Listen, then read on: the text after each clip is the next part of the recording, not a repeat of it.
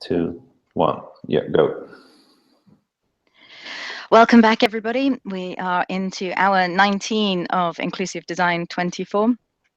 If you're tracking us on Twitter, the hashtag is ID24, and tweeting us is the best way to ask questions for our next presenter. I'm really happy to welcome Cynthia Shelly. Cynthia's been involved in the accessibility world for many years. She's been involved in all sorts of things from developing WCAG 2 to the ARIA specification and a great deal of the accessibility of HTML5. At the moment, she's working with Starbucks, and I'm really looking forward to her talk now, which is going to offer some really practical advice on getting quite a lot of usability testing done in a remarkably short space of time and getting some practical results out of the whole lot. So, Cynthia, over to you. Thank you. So I'm going to be talking about usability at CSUN. I'm here with Carmen Moritz, who is one of the usability engineers here at Starbucks. Carmen, do you want to introduce yourself? Hi, I'm Carmen, and as Cynthia said, I'm a UX researcher here at Starbucks, and I actually don't have a lot of accessibility background, so this was my foray into the whole thing, so happy to be here. Great. Okay, so the question we got the most in the booth is, Starbucks, what are you doing here? And people may be asking that about this presentation as well. And it turns out that people like buying coffee with their phone. And Starbucks, while we are a coffee company, has an extremely popular mobile app that people can use to buy coffee. And we wanted to make sure that that was accessible. And so we did 52 usability studies in 3 days at CSUN this March. 46 of those users were using VoiceOver, and 3 of them were deaf. So what gave us the idea that we might want to do this? Like, how did that happen? And we have a great team of designers and engineers. They're really solid, and I've been very happy with the quality of the people here since I came here. And we wanted to make sure that the work that they'd been doing to try and incorporate accessibility into the product had actually worked. So we spent a bunch of time thinking about how we might be able to do that. And why did we want to do that? Well, you might think that coffee is trivial and silly and just fun, but independence isn't. And being able to buy your own coffee without someone else doing it for you, without having to rely on anyone else, is actually kind of a big deal. So the goal for us was really to make it so that users who were using assistive technology could buy coffee just like anybody else, have the same great experience with our app that they have in our stores, and not have to rely on assistants to do that for them. So as I mentioned, I came here about 6 months ago, and my biggest goal was to really integrate accessibility into the Agile development process that Starbucks uses. And the big piece of that was really getting it so that the whole team is involved in accessibility. If it was just me across 3 different platforms and all of the rapid development that's happening here, there's just no way it would work. So I set out to really integrate accessibility into the whole development process. And I have a cycle diagram up here that will probably look pretty familiar to people who've done Agile development. Starting with design, and then usability, product management, engineering, and quality assurance, we integrated accessibility through the whole process. So one of the first things that we did when I got here was to sit down with the design team and really do some deep dives into what the user scenarios are around accessibility, how people use assistive technology, what's available in the different on the different platforms, and to iterate on some designs and dig in deep and try and design something that would be not just compliant, but great to use. And with product management, writing stories, understanding the user scenarios, writing up specs, making sure that we had strings for every one of the attributes that we needed in the different APIs, prioritizing bugs, running things through Scrum processes, et cetera. Engineering obviously has to implement everything and has to understand what the different what the APIs and capabilities are that they have on the different platforms. And QA really needs to understand what the expected behavior is. And some of that can be done in specs, but a lot of it is really working with them to make sure that they're conversant in the different assistive technologies on all the different platforms, and that they're able to tell when something is a bug. So again, we've been working pretty hard on integrating this through the whole process and through the whole team, but how are we going to integrate it into usability? So we started thinking about this. How are we going to be able to get usability data? We could do on-site studies, but that means that we're dealing with people who can get to Seattle and who are able to not only get to Seattle, but get to our offices. And that's pretty expensive, and it seems like it could introduce some bias based on location and capabilities and a lot of different things. We talked about partnering with local colleges and universities, and that to go to their location and be able to find more users, and that could work. But again, that's a small subset of our population, right? Everybody buys coffee. Starbucks is throughout the entire world, and Seattle is not exactly representative of the entire world. We thought about doing remote usability, which we do for a lot of our mainstream usability, but we weren't confident in the accessibility of the software that's used for doing remote usability, and we're like, well, what if we went where the users are?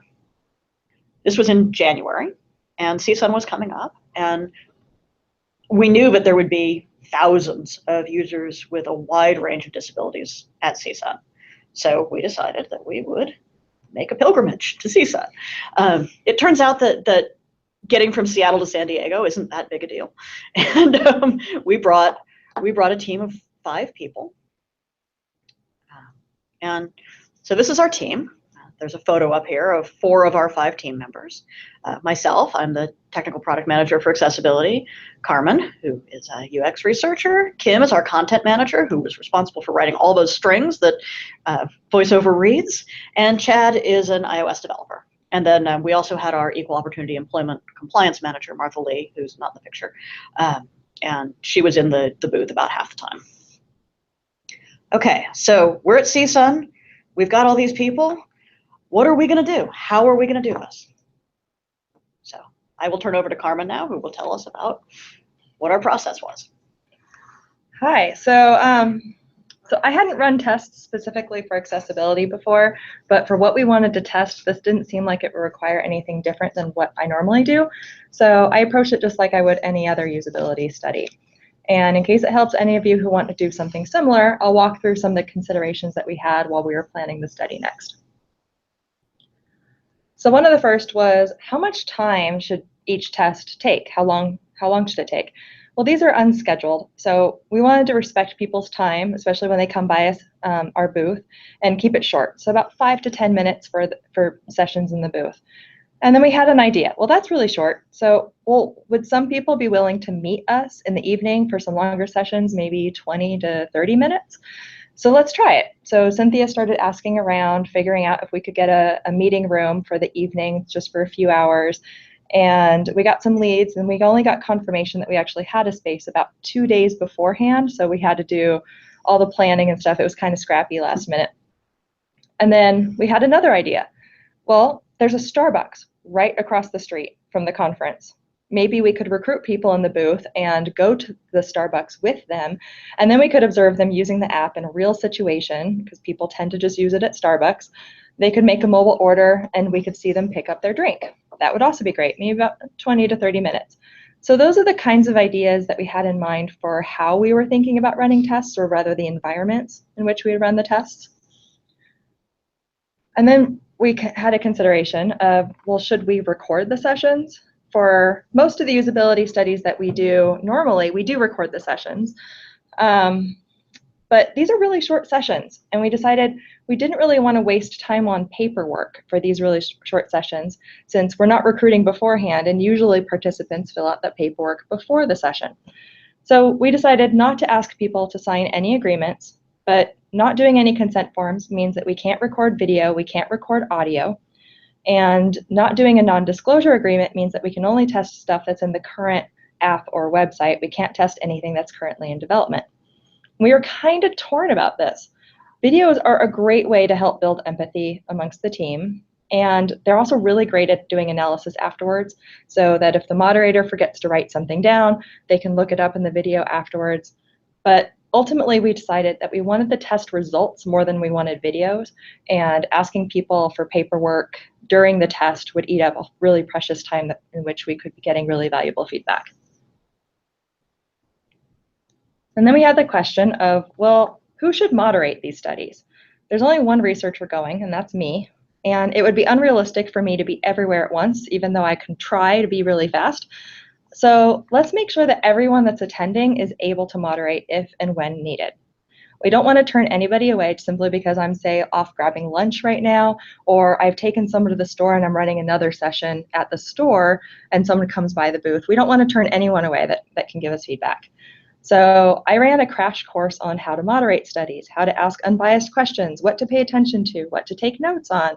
I was told it was a little bit overwhelming because there was just so much information that I was sharing, but that it also gave them really good things to think about while they were running the studies later.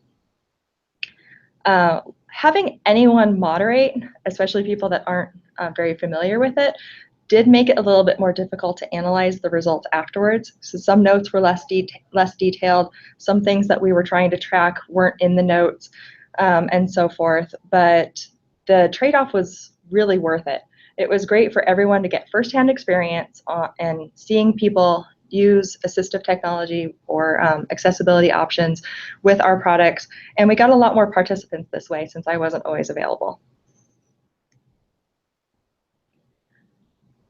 And then, as I mentioned, we really didn't want to turn anyone away who was willing to give us feedback. So we wanted to plan the tests in a way that was flexible depending upon the person's preferences. So let's give people the choice of whether to use our test phones that we're bringing or to use their own phone, which they have set up for themselves. And if someone's using their phone and they don't have the app installed, which is what we were wanting to test, well, then let's test the mobile website. And if they just installed the app because they're excited about it, we'll have them test things that don't require you to be logged in with an account, like maybe finding a nearby store or account create. And for these studies, we were primarily focused on iPhone and the app for the iPhone, but we were really happy to get feedback about any platform. People could give us feedback about their use of the website, or if they use Android when they come to the booth, let's test on Android and get feedback about that. Any feedback is good feedback. Ultimately, we identified 11 possible tests for the booth, plus 2 longer tests for the evening session or the store session. And all told, it covered about 8 different features. And all of these tests were focused on core features of the app or the website, or they were on places where we had specific questions related to the accessibility. So we had questions such as, how easily do voiceover users find that there are available actions, which we're using in a few places of the app. And because we were trying to design so much for flexibility, each test had a matrix of requirements for what type of device does it need, ours or theirs? Does it require them to have a Starbucks account? Does it require them to be a certain level in our rewards program? Are we looking for voiceover users for this or someone else? And so this seemed very quickly like it became overwhelming during the booth. So we needed a solution. So, you know those choose your own adventure books where you get to make decisions that can take you down different paths and affect the overall story? I tried to make something similar for the session script and note-taking using a Google form. And for anyone unfamiliar, a session script is what a moderator reads from when reading a usability test. It tells you what to say, what questions to ask, and in what order, what exactly the tasks should be. It helps you make sure that you don't forget anything accidentally, and it makes sure that tests are run in the same way every time so that they're easier to analyze and more accurate. So, as is really typical with session scripts, they start with introductions like, hi, my name is Carmen, I work at Starbucks, what's your name? And then some questions such as, do you have the Starbucks app? What do you do with the Starbucks app? Do you want to use your device or our device? And for each question, we also put a field where they could actually enter information, or the moderator could enter information. And all of these introductory questions were then used by the moderator to help them select a test from a list that was also on the form. And then once the test was selected, the survey branched. so that they could only see stuff that was related to the task, test they selected. And then best of all, once they finished doing the test, the results were uploaded, and anyone on our team could then see it. And this worked really, really, really well for us, but only because we were in a place that had amazing Wi-Fi. If we didn't have good Wi-Fi, this would have sucked. And in fact, in some of the tests that we ran outside of the booth, where I wasn't sure if we would have Wi-Fi, I actually didn't use this survey and instead just used a Word document. So attracting people to the booth, I'll let Cynthia talk to this. So we talked a lot about what we could do to make this fun and interesting for people, and to attract people to the booth, and to compensate people for their time, even though it's just a little bit of time. And we ended up not giving out pens or t-shirts or cups. We had some of that stuff, but we thought a lot about it, and we were like, you know, what is it that our company has that's unique and special? And it turns out we have coffee, and everybody likes that. And we have lemon cake. And so I want to give a shout out to the Coast Highway Starbucks store, because they were a huge help. They cut up all this cake into these little samples. They kept us supplied with coffee. We cleaned them out of lemon cake, actually. And then for people who did the test, we also had some $5 gift cards. And I don't know if you can see in the picture, but in the picture we have a Braille gift card. So we have, it says Starbucks in Braille. And then we had little samples of lemon cake and coffee, and we had a lot of traffic through this booth. People were very excited both to try our app and to try our wares. Back to you. Yep. So during the studies, going into this, we had absolutely no idea how many people we would get to participate. We expected we'd have downtime, maybe we'd be able to attend some of the great sessions that are at CSUN. We thought we'd be really happy if we got about 15 to 20 people total. That would be about 5 to 7 a day, and we were like stoked that we might be able to get that many. And so what happened exceeded our wildest dreams. So first, to give you a little bit of context, I'm going to start with a picture of what San Diego looked like while we were there. There was blue skies, no clouds, warm weather. We were right on the waterfront. It was a gorgeous view. It was the perfect weather for just sitting outside, maybe having a drink. And we never got to do this, other than the first day when I took this picture, which was before the conference started, when I was leisurely walking down the waterfront. And we were so busy, we barely even had time to leave the booth to eat. I usually ate like a couple bites at a time between sessions for my lunch. So how did it go? As we mentioned earlier, we did 52 sessions. 45 of them were in the booth, 6 were in the evening, and there was 1 longer session at the store. We actually were way too swamped to try to do more than that 1 session at the store. There was just too much activity back to back. And the expo hall where the booth was pretty noisy, and we didn't have a lot of space, but it was definitely worth it just for the sheer number of people that were there and who came by our booth. And everyone was really excited to give us feedback. It was great to see. We were there, we were seeking feedback, and we weren't selling them anything. We had people that were really interested, and they were waiting around to participate. And some of them eventually had to leave because they ran out of time. And so we did end up having to turn some people away just because we were so incredibly swamped. We were at capacity. And we were only set up to run 1 study at a time, but occasionally we ran 2. But because we were only set up to run 1 at a time, that second study, they had to sit on the floor, sometimes beg an extra chair from another booth so that the participant could sit in a chair. Then the moderator had to be on their knees. So it really wasn't ideal. And one of those times when we actually ran 2 studies at once, it was 2 teenagers who were blind that came by. And they were amazing with using voiceover and technology. And so we can confirm that it's true. Teenagers are amazing at technology. It doesn't matter that you're blind. No difference.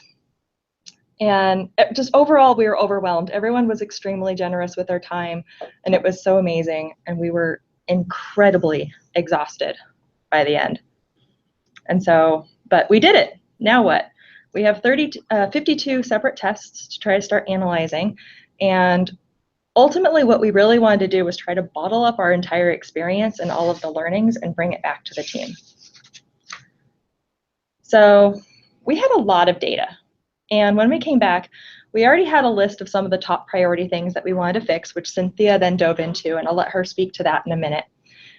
And so meanwhile, I dove into diving through all the data, which was pretty dirty. Some people wanted to explore multiple features, which was great, but they weren't always working from the specific task that we had. Some people ran out of time, and so we had to stop them before they did a full task. And both of these were super helpful, and they gave us amazing insights, but it made it in the end a little bit harder to aggregate across people to say like 5 out of 7 did this when only 3 people saw it. But it was still great. And we had multiple moderators, as I mentioned, and they had varying levels of skills, which again made it a little bit harder to compare across participants. And my awesome form for note-taking failed me a little bit, since it was great. I had all of the data, but it put it into a spreadsheet and the columns were not in actual order from what was in the script. So I had to put the tests back together in order. So that took a little bit more time. And then I decided to analyze the features one at a time, and then also be elevating general findings across all features, such as how do people just in general use VoiceOver. And so this also meant that I had new results to share with the team about every week or two, rather than it taking a month and a half to get any information at all. So I was constantly feeding information back to Cynthia and everyone else on the team about what we had seen. And then whenever I had results to share, we had a couple of main goals in mind. We really wanted to build empathy amongst the team members to help everyone understand the experience that we'd had as much as possible, but we hadn't taken any videos, which made it a little bit more difficult to actually truly share the experience. So I had quotes that I had written down from participants, and I shared those, which worked great.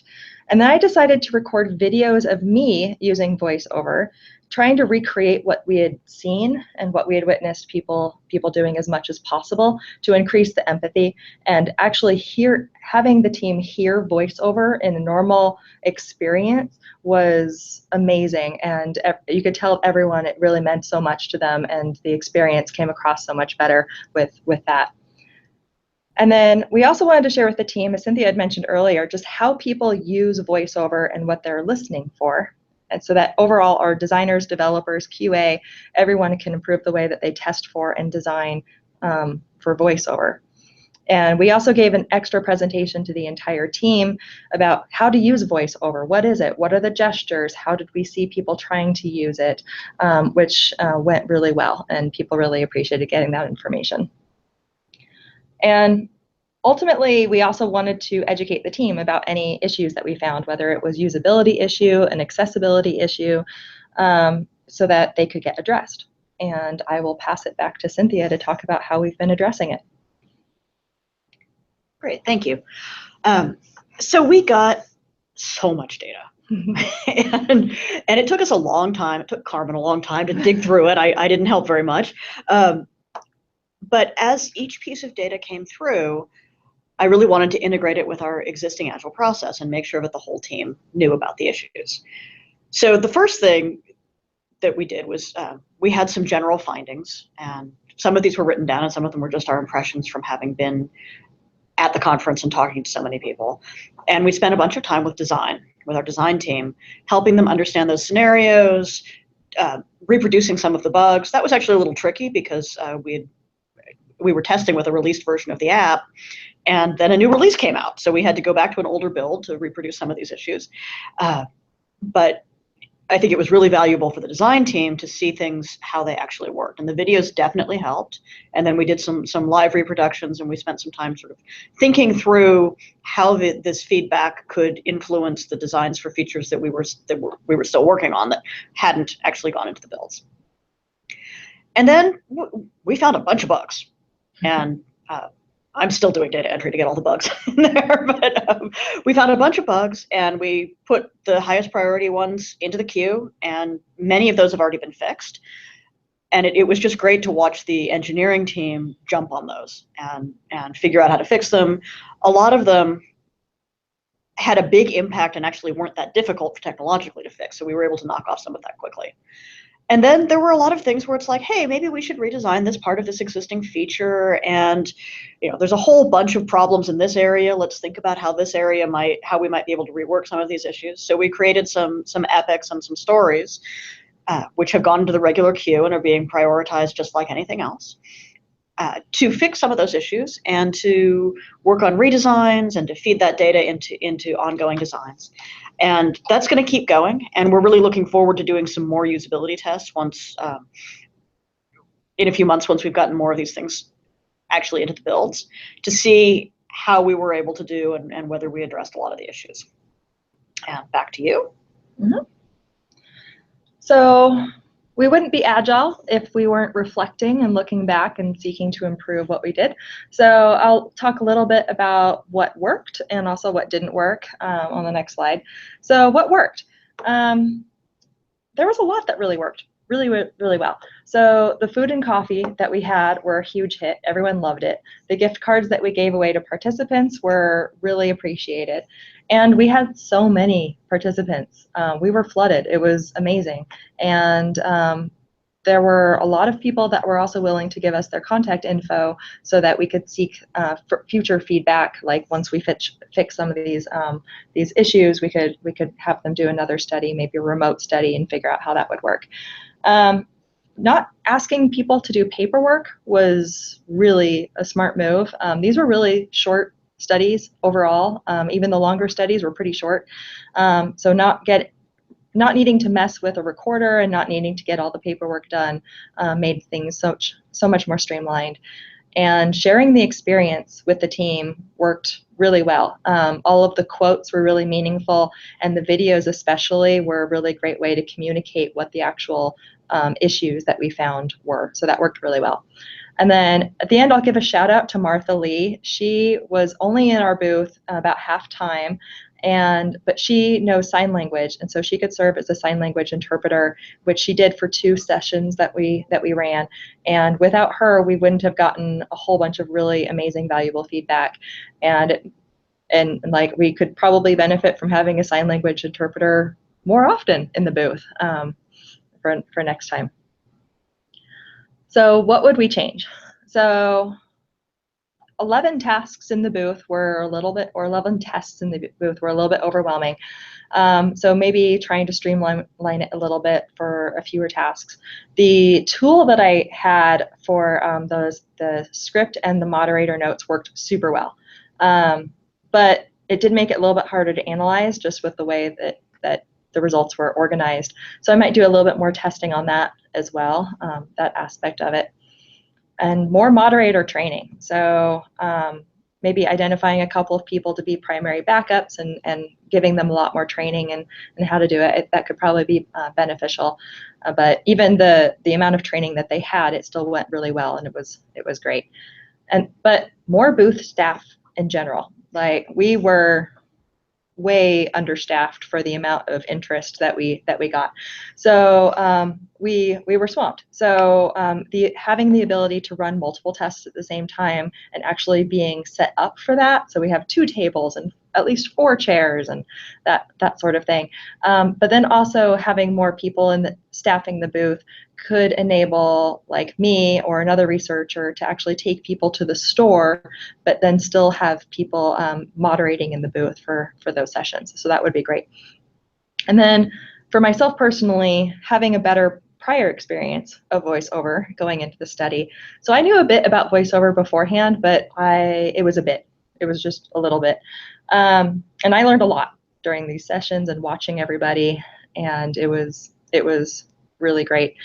But and then also afterwards, when I was trying to recreate the videos, I was walking through things, and there were things that people did that they never stumbled upon, they never had any problems with, and so I didn't really capture it or think about writing down how they did what they did. And then later on, when I was trying to recreate the video, I realized I have no idea how people did this, but that's something that had I known that beforehand, I would have been paying attention for, so I'll know for next time. So that's kind of a high level of what we would change and lessons learned kind of thing. And I'll pass it back to Cynthia. So these are the big ideas that we uncovered while doing these testing. The first one is that designing for accessibility works. All those talks that you hear about pushing, shifting left and moving accessibility into the design process and all of that, the places in our app where we had actually intentionally designed for accessibility did much better. And having the design team thinking about this up front and having the engineering team thinking about this up front made a huge difference. The second is that accessibility APIs work. We were mostly testing on the iPhone, and the iPhone has a robust accessibility API. And while we had done QA testing with VoiceOver, we hadn't done any testing with input devices. And there were two different switch manufacturers who came to our booth, and we're like, well, let's see what happens. So we Bluetooth paired my personal iPhone to these switches and went all the way through the process. I had to stop them before they actually bought coffee with my credit card. But, but we were able to go all the way through the purchase process, and it just worked. And that's because Apple has this great API, and by building our app to work with VoiceOver, we had also built it to work with any other assistive technology that leverages that API. So that was great. The next thing is that bugs that seem minor can be really big problems. There was one bug that, again, was pretty easy to fix, but where VoiceOver Focus got stuck in the sort of header of a particular screen on the app, and you had to tap in a different part of a screen to get out of there. And it didn't seem like that big a deal to have to just, well, if you just tap here, then everything works fine. But it was a huge cliff. And that kind of thing can be a big problem. And you uncover that with usability testing way more than you would uncover that with QA testing, because QA testers know how to work around those things, and they can usually see the screen. And so that was really valuable for us. The next thing is that you can learn a lot in a 10-minute study. Even if the user only gets through one task, did they get through the task? Where did they get confused? The users gave us great feedback about the strings we were using, about what it said, not just whether it was technically exposed, where things made sense, where they didn't make sense. We got feedback about, this is a little weird, but I can figure it out, and feedback about, no, that's really weird. And then, as Carmen said, that doing usability testing for accessibility isn't really that different than doing any other usability testing.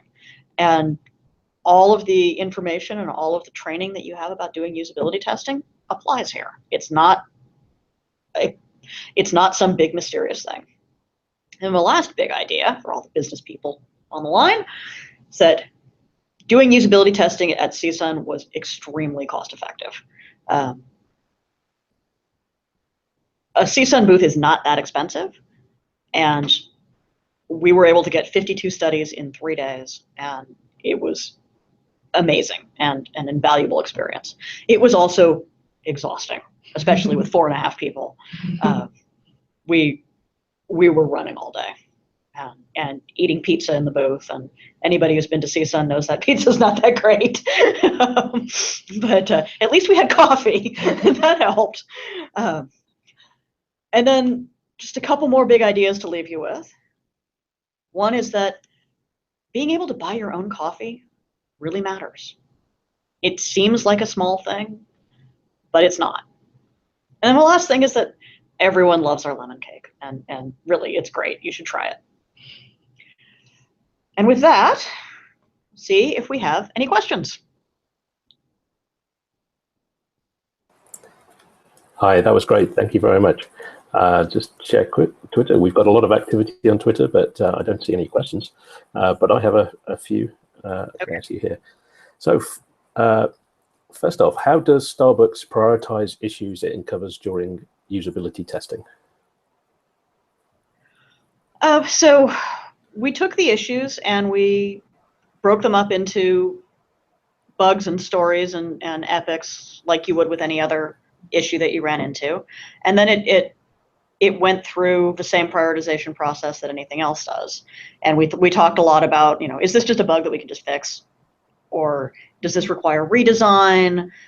Is there something tricky about the way this thing is implemented that's going to make it take longer to do that? And once we had all of that information sort of costed out and in our issue tracking system, then they went through the same process that anything else would, which was really about, do we have dev time for this, and does it take one sprint or two, and where can we fit it, and those kinds of things. But I guess the high level is that we treat accessibility just like anything else. It's user interface. Okay, that's great, thanks. And next question. You talked a bit about sharing the results with the team, and particularly with the designers and developers in the team. It seems that it's quite difficult to share that information from testing sessions broadly when you in large organizations sometimes, and particularly being able to find the information later, so the year after when you're building a new product, for example. Have you done any work on archiving this data, being able to find the results later on, anything like that? Yeah, so this is Carmen, I'll speak to that. For the UX research team, what we've created just in general for any of our usability findings or other sorts of research that we do, we've created an internal website that has all of the results uploaded. It has tags, it has summaries of the findings, and then it has a link to the full report as well. It might also have links to like additional information, such as like the plan that we used, so that if we're doing it again in the future, we can follow the same plan or something similar. It is tagged, so things are findable. Oftentimes it turns out that like we are really familiar with it on the research team, and so other people are like, hey, I was looking for that research, or I wanted to know that research from last year, and we're like, here's a link, here's everything that you can find, let us know if you have additional questions.